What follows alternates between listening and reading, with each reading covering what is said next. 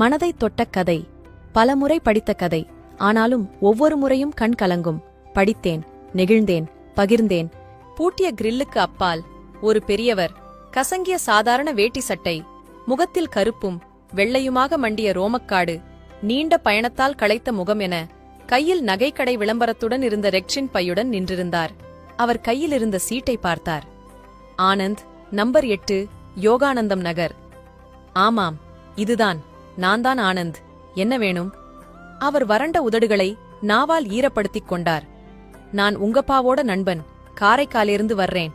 உங்கப்பா letter கொடுத்து அனுப்பியிருக்கார். பெரியவர் ரெக்ஷின் by ஜிப்பை திறந்து ஒரு கடிதத்தை எடுத்து நீட்டினார். வாங்கி பார்த்த ஆனந்த், அப்பாவா என்று வினவியபடி கடிதத்தை படித்தான். அதில் அன்புள்ள ஆனந்துக்கு அப்பா எழுதுவது: ஆசிர்வாதம். கடிதம் கொண்டு வரும் ராமசாமி என் நண்பன். ரொம்ப கஷ்ட ஜீவனம். இவரது ஒரே பிள்ளை சமீபத்தில் விபத்தில் இறந்துவிட்டான். விபத்துக்கான இழப்பீடு கிடைத்தால் ராமசாமியும் அவர் மனைவியும் வாழ ஓரளவாவது உதவியாக இருக்கும். விபத்து சம்பந்தமான போலீஸ் விசாரணை, விபத்து ஏற்படுத்திய டிராவல்ஸ் வேன் உரிமையாளர் தர ஒப்புக்கொண்ட இழப்பீடு போன்ற சகல விவரங்களையும் சேகரித்து அவரிடம் கொடுத்தனுப்பியிருக்கிறேன். சென்னையில் தலைமை அலுவலகத்தில் தருவார்களாம். சென்னை அவருக்கு புதிது. நீ கொஞ்சம் அவருக்கு உதவி செய்தால் நல்லது. செய்வாய் என்று நம்புகிறேன். மற்றபடி உடம்பை பார்த்துக்கொள். பொங்கலுக்கு கண்டிப்பாக ஊருக்கு வரவேண்டும். உன் அப்பா பரமேஸ்வரன் என்று எழுதப்பட்டிருந்தது. அவன் முகத்தையே பார்த்துக் கொண்டு நின்றார் ராமசாமி. ஒரு வினாடி யோசித்தவன் சட்டென சாவி எடுத்து வந்து கேட்டை திறந்தான். வாங்க சார், உட்காருங்க என்றவன் டம்ளரில் தண்ணீர் கொண்டு வந்து கொடுத்தான். தயங்கியபடி உள்ளே வந்த ராமசாமி தண்ணீரை வாங்கிப் பருகினார். சாப்பிட்டீங்களா? இல்ல, வழியிலே 2 வாழைப்பழம் சாப்பிட்டேன். Bus late. காலையில காரைக்காலே கிளம்பினா சாயங்காலம் மெட்ராஸ் போயிடலாம்னு உங்கப்பா சொன்னாரு. பஸ் பிரேக் டவுன் ஆயிடுச்சு. அதனாலே என்ன, பரவாயில்ல. பிரிட்ஜை திறந்து பார்த்தான் ஆனந்த். தோசை மாவு இருந்தது. 4 தோசை சுட்டு மிளகாய் பொடி, எண்ணெய், தண்ணீர் கொண்டு வந்து டேபிள் மேல் வைத்தான். சாப்பிடுங்க. இதோ வர்றேன் என்றவன் வாசல் பக்கம் மொபைலுடன் போனான். திரும்பி வந்தபோது சாப்பிட்டு முடித்து கை நிறைய பேப்பர்களுடன் காத்திருந்தார் ராமசாமி. சொல்லுங்க, என்ன நடந்தது என்று அவர் எதிரில் அமர்ந்து பேப்பர்களை வாங்கி பார்த்தான். பையனின் போட்டோ இருந்தது. 22 வயதில் அழகாக பதவிசாக இருந்தான் பையன். ஆனந்துக்கு கண்கள் கலங்கின. முகத்தை துடைத்துக் கொண்டார் ராமசாமி. இவனுக்கு முன்னாலேயே பிறந்த 4-5 பேரும் சின்ன வயசுலயே போய் சேர்ந்துட்டாங்க. இவன்தான் தங்கினான். மகேஷ்னு பேர். கஷ்டப்பட்டு படிக்க வச்சேன். பொறுப்பான பிள்ளை. ஸ்காலர்ஷிப்லயே BE முடிச்சான். வேலை கிடைச்சிட்டா நம்ம கஷ்டம் தீர்ந்துடும்னு வாய்க்கு வாய் சொல்லுவான். வேலையும் கிடைச்சுது. என்னையும் என் மனைவியையும் நிற்க வச்சு நமஸ்காரம் செய்துட்டு மெட்ராஸ் கிளம்பினான். பஸ் ஸ்டாண்ட் போக ரோட் கிராஸ் செய்யறப்போ வேகமா வந்த டிராவல்ஸ் வேன் மோதி ஸ்பாட்லேயே மேல் துண்டால் முகத்தை மூடி குலுங்கினார் ராமசாமி. பேசாமல் அவரையே பார்த்தான் ஆனந்த். அவராகவே தொடர்ந்தார். அந்த வேன் சொந்தக்காரர் நஷ்டீடு தர ஒத்துக்கிட்டார்.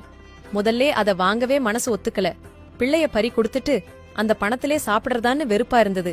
உங்கப்பாதான் எனக்கு ஆறுதல் சொல்லி வாங்கிக்க சொல்லி வற்புறுத்தினார். எனக்கு நிரந்தரமா ஒரு வேலையும் கிடையாது. என் மனைவி ஏற்கனவே நோயாளி. பிள்ளை போன துக்கத்திலே படுத்த படுக்கையாயிட்டா. எங்கள பகவான் அழைச்சுக்கிற வரை சாப்பிட்டு தொலைக்கணுமே. அதனாலே கடைசியா நஷ்டீடு வாங்கிக்க சம்மதிச்சேன். உங்கப்பாதான் எல்லா ஏற்பாடுகளையும் செய்து இங்கே அனுப்பி வச்சார். என் பிள்ளை உங்களுக்கு உதவி செய்வான்னு லெட்டர் கொடுத்தாரு. செய்யறேன், கண்டிப்பா உதவி செய்றேன் என்று எழுந்தவன் அவர் படுக்க பாயும் தலையணையும் கொடுத்தான்.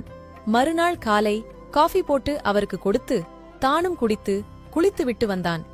அவரும் குளித்துவிட்டு வர இருவருமாக பைக்கில் கிளம்பினர். இங்கே நுங்கம்பாக்கம்னு இருக்காமே, அங்கேதான் ஹெட் ஆபீஸ் இருக்காம். நுங்கம்பாக்கம் பக்கம்தான். நான் கூட வந்து செஞ்சு தர்றேன். வழியில் ஓட்டலில் டிபனை முடித்து டிராவல்ஸ் ஆபீஸ் வந்தனர். ஃபார்மாலிட்டிஸ் எல்லாம் முடித்து செக்கைக்கு வர மதியானமாகிவிட்டது. ரொம்ப நன்றிப்பா, எனக்காக ரொம்ப சிரமப்பட்டுட்டே. நான் இப்படியே ஊருக்கு கிளம்புறேன். இப்ப பஸ் புடிச்சா ராத்திரிக்குள்ளே காரைக்கால் போயிடலாம். என் மனைவி தனியா இருக்கா, துணைக்கு ஆள் இல்ல. நானே பஸ் ஏத்தி விடுறேன் வாங்க என்றவன் ஓட்டலுக்கு அழைத்துப் போய் அவர் மறுத்தும் கேளாமல் சாப்பிட வைத்து தானும் சாப்பிட்டான். பஸ் ஸ்டாண்ட் வரை பைக்கில் அழைத்துச் சென்று காரைக்கால் பஸ்ஸில் ஏற்றிவிட்டான். டிக்கெட் வாங்க என்று 500 ரூபாயை பிடிவாதமாக அவர் சட்டைப்பையில் திணித்தான். 1 நிமிஷம் என்று போனவன் ஒரு பிளாஸ்டிக் பையுடன் வந்தான். ஊர் போய் சேர எத்தனை நேரமாகுமோ, வழியிலே சாப்பிட்டுக்குங்க என்று டிபன் பொட்டலம் தண்ணீர் பாட்டில் அடங்கிய பையை அவரிடம் கொடுத்தான். அவர் நெகிழ்ந்தார். என்னாலே உனக்கு ரொம்ப சிரமம்பா. லீவு வேறே போட்டுட்டு எனக்காக அலைஞ்சிருக்கே. ஊருக்கு போனதும் முதல் வேலையா உங்கப்பாவை பார்த்து நன்றி சொல்லணும். ராமசாமி உணர்ச்சி வசப்பட்டு பேசிக்கொண்டே போக அமைதியாக அவர் பக்கத்தில் அமர்ந்தான் ஆனந்த். ஒரு விஷயம் சார், நீங்க தேடி வந்த ஆனந்த் நான் இல்லே. ராமசாமி திடுக்கிட்டாரு. என்னப்பா சொல்றே? ஆமாம், நீங்க அட்ரஸ் தப்பா வந்துட்டீங்க. நான் இருக்கிறது யோகானந்தம் நகர் எக்ஸ்டென்ஷன். நீங்க மெயின் யோகானந்தம் நகர் போயிருக்கணும். அது கிட்டத்தட்ட 2 கிலோமீட்டர் தொலைவில் இருக்கு. ராமசாமிக்கு குப்பென வியர்த்தது. அடடா, தப்பு செய்துட்டனே. ரொம்ப ரொம்ப சாரிப்பா. நீ நான் வந்தவுடனேயே சொல்லியிருக்கலாமே. அனாவசியமா எதுக்கு எனக்காக மெனக்கட்டு? அவரை தடுத்தான் ஆனந்த். நீங்க வந்தது ராத்திரி 10:30 மணிக்கு.